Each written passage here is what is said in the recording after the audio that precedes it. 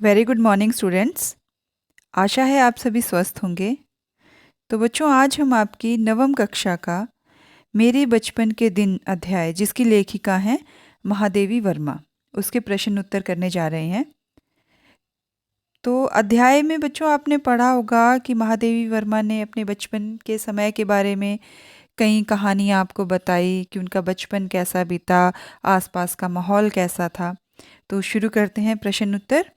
तो पहला प्रश्न है, मैं उत्पन्न हुई तो मेरी बड़ी खातिर हुई और मुझे यह सब नहीं सहना पड़ा जो अन्य लड़कियों को सहना पड़ता है।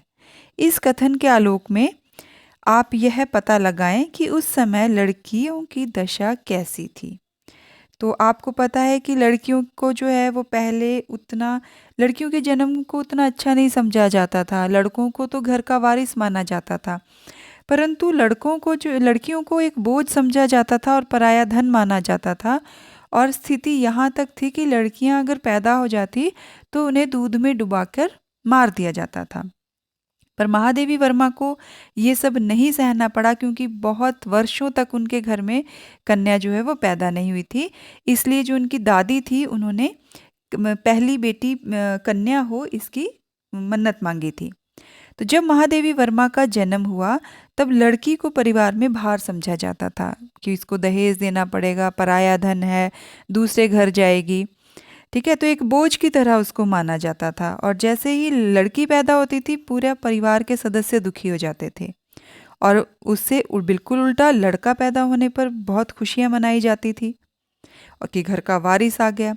और लड़कियों को शिक्षा भी नहीं दिलाई जाती थी, क्योंकि अगर कोई परिवार उनको स्वीकार भी कर लेता था, दुखी तो सभी होते थे जन्म पर चलो कोई नहीं मारता था, तो लड़कियों उनको शिक्षा नहीं दिलाई जाती थी। पराई मानकर उनसे वो आत्मीयता नहीं दिखाई जाती थी जो लड़कों से दिखाई जाती थी, क्योंकि लड़कों को ये माना जाता था कि इनसे हमारा वंश चलेगा और लड़कियां तो हमारे ऊपर बोझ ही हैं, इनको दहेज देना पड़ेगा, पराए घर भेजनी पड़ेंगी।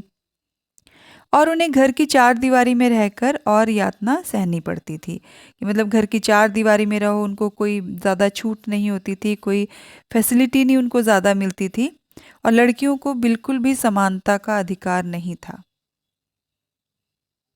और दूसरा प्रश्न है कि लड़कियों के जन्म के संबंध में आज कैसी परिस्थितियां हैं, क्योंकि उस वक्त की, जब महादेवी वर्मा का जन्म हुआ, उस वक्त की परिस्थितियां तो अच्छी नहीं थी। लड़कियों को जो है वो भार माना जाता था। पर आज की परिस्थितियां बिल्कुल अलग हैं। आज लड़कों से भी आगे लड़कियां बढ़ रही हैं और लड़कियों को वही लड़कों की तरह सम्मान दिया जाता है। आज लड़का हो चाहे लड़कियों, कोई भेद नहीं माना जाता। तो आज जमाना बिल्कुल बदल चुका है। लड़की और लड़के में कोई फर्क नहीं समझा जाता। समाज में लड़की और लड़के को समान शिक्षा दी जाती है और उन्हें समान ही नौकरियों के अवसर भी प्रदान होते हैं। और इतना ही नहीं, लड़की को जन्म देने वाली माँ को भी बुरा नहीं समझा जाता। पहले जो लड़कियों को जन्म देती थी जो माँ, उसे उसे कोई वैल्यू नहीं दी जाती थी कि लड़की तो पैदा की है, और ना ही उसकी उतनी देखभाल की जाती थी। हालांकि बच्चे के जन्म के बाद हर स्त्री को बहुत ज़्यादा देखभाल की ज़रूरत होती है, पर जो लड़की को जन्म देती थी उसकी देखभाल नहीं की जाती थी, और जो लड़के को जन्म दी जाती थी देती थी उसकी बहुत ज़्यादा वैल्यू होती थी। और फिर भी रूढ़िवादी परिवार लड़की के जन्म को अच्छा नहीं मानते। पर आज भी ऐसे कुछ परिवार हैं जो रूढ़िवादी हैं। कुछ इलाके ऐसे हैं जिसमें आज भी जो है वो लड़कियों के जन्म को अच्छा नहीं माना जाता। और कुछ पढ़े लिखे गंवार लोग आज भी ऐसे हैं कि जो लड़के की इच्छा में पांच पांच लड़कियों को जन्म दे देते हैं, और कि लड़के का इंतज़ार करते हुए, चाहे फिर लड़का आगे चोर डकैत कुछ भी निकले, पर लड़कियों पर वो फेथ नहीं दिखा पाते कि अगर हमारी लड़कियां हैं तो वो भी लड़कों की तरह है। और कई क्या करते हैं, जिनके पास पैसा होता है वो भ्रूण हत्या कर देते हैं, कि कन्या को पेट में ही मार देते हैं कि अगर लड़की है तो इसको अबॉर्ट करा दीजिए, लड़के का इंतज़ार करेंगे। तो और इसी कारण से हमारे देश में लड़कों के मुकाबले लड़कियां कम हो चुकी हैं। जो रेशो है लड़के और लड़कियों की, उसमें लड़कियों की संख्या कम हो चुकी हैं, और ये बहुत ही एक चिंता का विषय है। ठीक है, नेक्स्ट प्रश्न है आपका, लेखिका उर्दू फारसी क्यों नहीं सीख पाई। जब लेखिका छोटी थी तो उसके पिता चाहते थे कि वो विदुषी बने और उसे उर्दू और फारसी के ज्ञाता बनाना चाहते थे। तो लेखिका के पिता बाबा जो थे वो उर्दू फारसी के अच्छे ज्ञाता थे और वो अपनी पोती को भी उर्दू और फारसी सिखाना चाहते थे। लेकिन लेखिका को उर्दू फारसी में कोई रुचि नहीं थी, वो उर्दू फारसी बिल्कुल भी सीखना नहीं चाहती थी। इसलिए जब भी मौलवी साहब लेखिका को पढ़ाने आते, वह चारपाई के नीचे छुप जाती थी। क्योंकि पहले जो है वो बच्चे ऐसे नहीं होते थे जैसे आजकल के बच्चे हैं, मुंह पर जवाब दे देते हैं, बहस करना शुरू कर देते हैं। ऐसे बच्चे पहले नहीं होते थे। तो वो चारपाई के नीचे छुप जाती थी, अपना विरोध नहीं जता पाती थी, पर वो उसने सीखने में कोई रुचि नहीं दिखाई। और उसके बाद मौलवी साहब उसे पढ़ाने नहीं आए, क्योंकि जब वो रुचि ही नहीं दिखाती थी उर्दू और फारसी में, तो मौलवी फिर उसे पढ़ाने भी नहीं आए और इसी प्रकार लेखिका जो है वो उर्दू और फारसी नहीं सीख पाई। अगला प्रश्न है आपका, लेखिका ने अपनी माँ की कौन कौन सी विशेषताओं का उल्लेख किया है? तो लेखिका अपनी माँ से बहुत प्रेम करती थी और लेखिका की माँ हिंदी पढ़ी लिखी थी। वो पूजा पाठ करती थी और संस्कृत भी जानती थी और माँ ने लेखिका को पंचतंत्र पढ़ना सिखाया। मतलब वो पंचतंत्र की कहानियाँ उसको सुनाती भी थी और पढ़ने के लिए प्रेरित भी करती थी। और उनकी गीता पढ़ने में विशेष रुचि थी, क्योंकि वो पूजा पाठ करने वाली औरत थी, तो वो गीता भी पढ़ती थी और वो मीरा के पद गाकर उसको सुनाती थी और सिखाती भी थी। और प्रभाती के रूप में, प्रभाती होता है जब अर्ली मॉर्निंग आप जाकर कोई भजन गाते हैं, उसे प्रभाती कहते हैं। प्रभात के समय में किया हुआ ईश्वर का स्मरण। तो प्रभाती के रूप में वो जागिए कृपा निधान पंछी बन बोले का गान करती थी। मतलब इस तरह के वो गाने गाती थी जो लेखिका को बहुत पसंद थे और लेखिका उनसे सीखती भी थी। तो ये सारी उनके व्यक्तित्व की विशेषताएं जो थी वो लेखिका को बहुत पसंद थी। अगला आपका प्रश्न है, जवारा के नवाब के साथ पारिवारिक संबंधों को लेखिका ने आज के संदर्भ में स्वपन जैसा क्यों कहा है?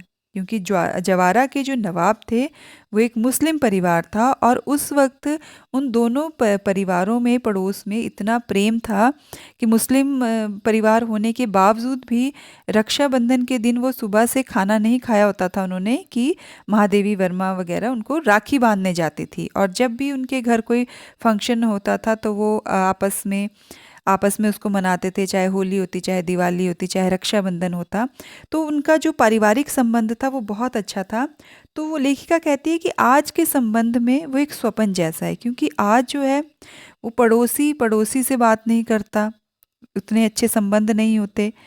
और जो लेखिका का जो उनके साथ जो पारिवारिक संबंध था मुस्लिम जाति और हिंदू जाति के होने के बावजूद भी, वो आज के समय में नहीं देखने को मिलता, क्योंकि धार्मिक कट्टरता और धार्मिक संकीर्णता इतनी हमारे दिमाग में घर कर जा गई है कि हम अपने धर्म को श्रेष्ठ और दूसरे के धर्म को हेय समझते हैं। तो लेखिका के परिवार और जवारा के नवाब के परिवार के संबंध बड़े मधुर थे। लेखिका नवाब साहिबा को ताई साहिबा कहती थी, जो नवाब साहिबा थी उनको वो ताई साहिबा कहती थी, और नवाब साहब के बच्चे लेखिका की माँ को चची जान कहते थे। मतलब आपस में उनका इतना पारिवारिक प्रेम था। तो आज तो सकी ताई और सकी चाची से भी इतना प्रेम बच्चे नहीं कर पाते, क्योंकि एकल परिवार हो गया है। जो आपका एक पूरे परिवार में जो एक प्रेम भाव होता था वो आज के समय में देखने को बहुत कम मिलता है। तो रक्षाबंधन के दिन बेगम साहिबा अपने बेटे को तब तक भूखा रखती थी जब तक वह लेखिका से राखी ना बंधवा लेता। मतलब महादेवी वर्मा जो है उनके घर राखी बांधने जाया करती थी, तो तब तक उनका बेटा भूखा रहता था। तो उस समय के वातावरण में दोनों के परिवार में गहरा संबंध था। लेकिन आज हमारे समाज में क्या है, सांप्रदायिक तनाव बना हुआ है। आप देखते हैं कि हिंदू और मुस्लिम को लेकर, जातियों को लेकर, वर्गों को लेकर कितना मनभेद कई बार हमारे मन में आ जाता है। तो ये सांप्रदायिक तनाव आज समाज में आम बात है और समाज का वातावरण बिगड़ रहा है, क्योंकि धर्मों को लेकर, धर्मों जातियों को लेकर बहुत सी बातों में एक दूसरे में खिंचाव रहता है।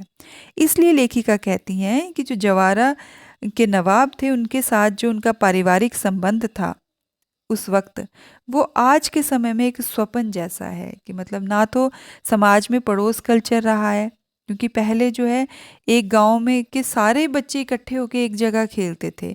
अब बच्चे भी इतने व्यस्त हो गए हैं कि अपने घर में कोई कंप्यूटर पर है, कोई मोबाइल पर है, कोई टैब पर है। ना बच्चों के पास बाहर खेलने को टाइम है, ना उतनी आत्मीयता ही आप आस पड़ोस के लोगों के साथ बची हुई है।